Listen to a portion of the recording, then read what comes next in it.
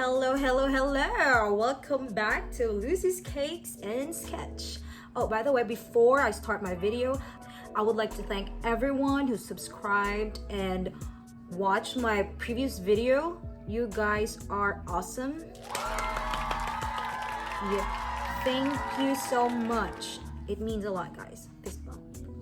And for today, I will be showing you my secret on how I make my toppers, my fondant toppers, sturdy, stable, and firm. All right, I actually discovered this like recently.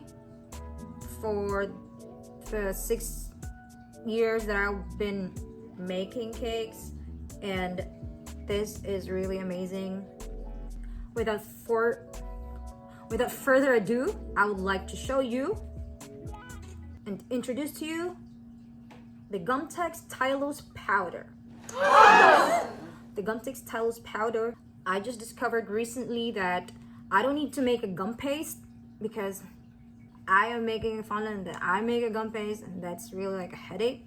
So I just discovered that you can sprinkle the Tylose powder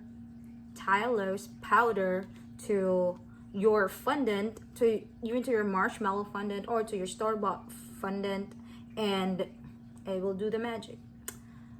You can buy this at your baking stores, any baking stores, hopefully. But if you don't have this, guess what?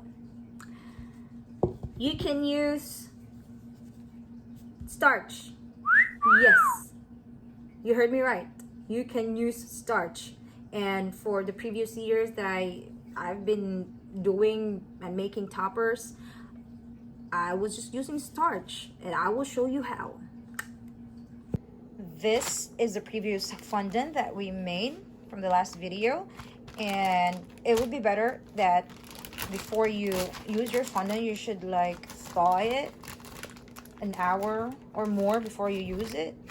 But since I didn't thaw it, I have to put it inside the microwave.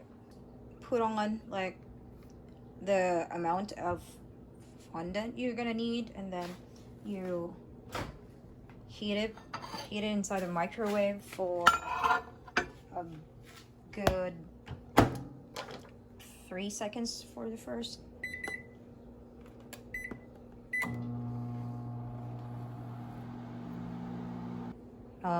Softer, you just have to put it on like 3 seconds, 5 seconds the most. And again, every time you deal with something messy, you better put your apron on. So I always put my tylose in a toothpick container because it has holes, and you don't need like a lot of tylose powder to stiffen your fondant.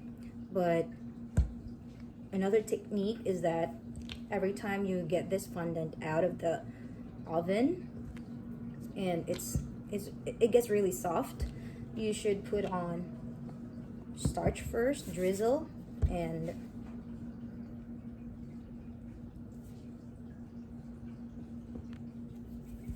drizzle on starch. Then you knead it. I need you. Knead until it is not sticky, because after you put it inside the oven, it gets pretty sticky. So you have to put more cornstarch to smoothen it. You just have to keep on adding cornstarch until you find that the fondant is not sticky anymore. So like this.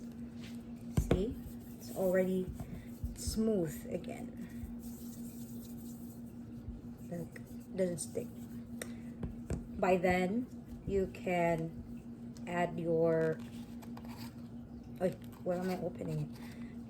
but then you can add the tylose and be very quick with working on it because it gets really hard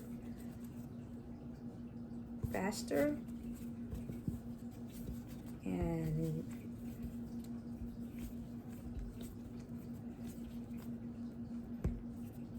when it gets sticky, you can still add more.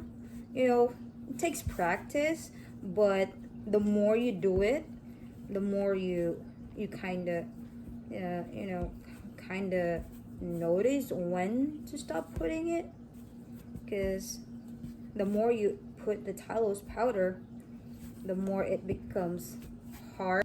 Every time you notice that it gets stickier, just keep adding cornstarch.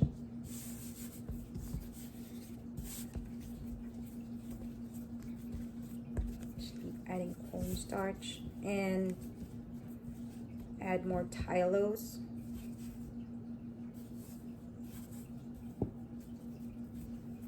And then put it on the side and look, it makes it stretchable. And now you can start like your flowers, your any toppers. So let me show you how it looks when you flatten it. Like every time you remove it from your rubber mat, put starch so it doesn't stick, and on top too. And now you can start rolling your using your rolling pin. You can start flattening it out like this. See, it's flat. It's flat. All right, with the with this amount of fondant, it's not much. It's easier to flatten, but in a different video, I will show you how to cover a cake with fondant and the techniques. But this time, I'm gonna show you how our marshmallow fondant looks like. It's sturdier, even if it's thin, it's sturdy and it wouldn't break. And that's what the tylose powder does. And this is like great when you make petals, like the flower petals, ribbons, like the ribbons around the cake. Like, but for a bow, it should be a lot thicker, and then you can put it back. So for those of you who doesn't have a microwave at home, what I used to do way back then is that when the fondant is really hard from the fridge, from taking it out of the fridge, you just have to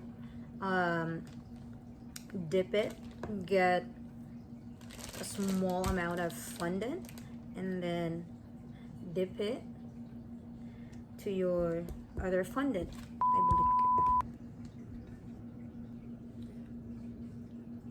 Dip it to the water and put it to your fondant, and the water will dissolve or will kind of melt the fondant.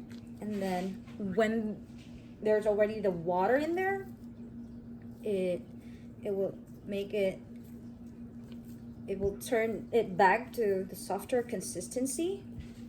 And then when it gets sticky from adding up water, you just put cornstarch, which I don't do this anymore because I use the microwave.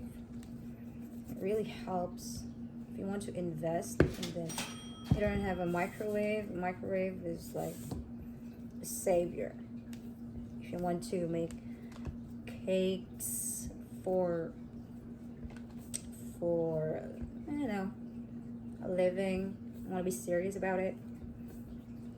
It will turn it into softer like how it was before, pre-fridge state. And then also the warmth of your body, I guess it helps with the softening of the fondant.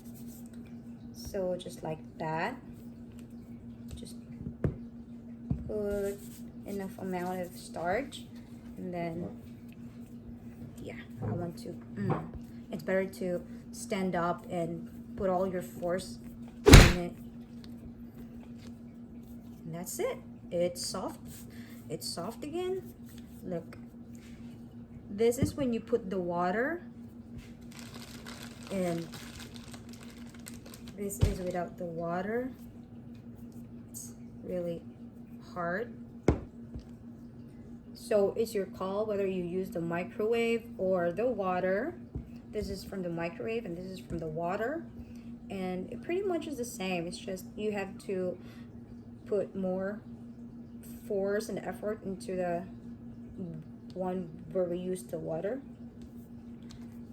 But let's face it, not everyone is a microwave, guys. I think used to have a microwave back then too. Oh! So yeah, this is it, and I'll show you the same step, and I'm gonna show you how it looks when I flatten it. Yeah.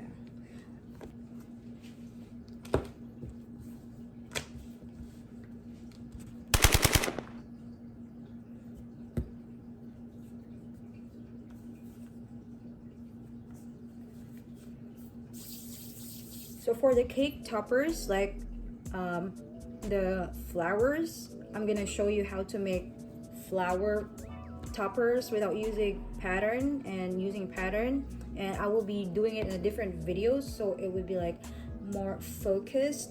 Like this video is just about how to make your fondant sturdy and hard and stable for toppers, and a different video for like the toppers itself.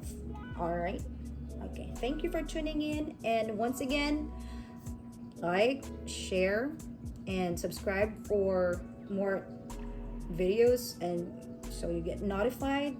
And let's help each other, share whatever we know, and I would love to learn too. I'm always open, and it would help a lot if you would teach me new ways, new techniques, the things that I don't know, because let's admit it, nobody knows everything. Okay, and that's it, and see you guys for the next video. Thank you. Bye.